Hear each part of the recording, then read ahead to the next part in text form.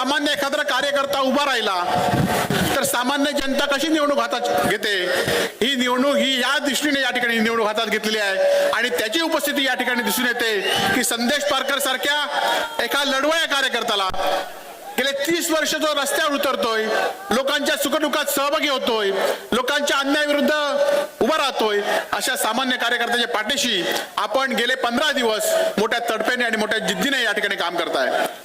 मला निश्चित खात्री आहे की 20 तारीखला आपली सर्वांची मतं आणि या मतदारसंघातील मोठ्या अधिक्य या ठिकाणी संदेश पारकर यांना मिळेल। खरं तर गेले 2.5 वर्ष भारतीय जनता पार्टी आणि गद्दारांचं सरकार आहे। या सरकारने सिंधुदुर्ग जिल्ह्यासाठी काय दिलं याचा खरं तर आपण सर्वांनी निवडणुकीच्या आधी विचार केला पाहिजे। कालच्या लोकसभेनंतर जी काय परिस्थिती झाली ती आपण बघताय की जी दडपशाही थांबली होती ती आता पुन्हा दडपशाही उभी राहिलेली आहे। जो गुन्हेगारीचा आलेख होता तो आता पुन्हा एकदा वाढायला लागलेला आहे। म्हणून तुम्हाला सर्वांना माझी एकच विनंती आहे की एखाद्या कार्यकर्ता लढत असताना आपण तिथे थांबता कामा नये। मतदारांना विनंती आहे की जर ही लढाई आपण जिंकलो तर निश्चितपणे जे लोक काम करत नाहीत ते लोक घरात या पुढच्या काळामध्ये बसतील।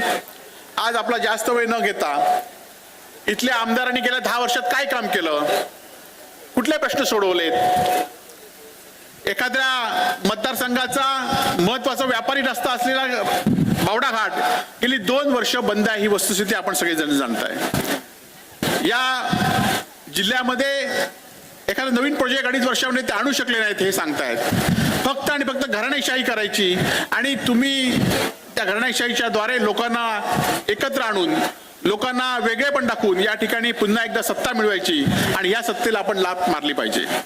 आज आपला जास्त वेळ न घेता संदेश पारकर यांना पुन्हा एकदा आपला सगळ्यांचा विश्वास दाखवून संदेश पारकर यांना निवडून देण्याचं आवाहन या ठिकाणी करतो आणि थांबतो। जय हिंद, जय महाराष्ट्र।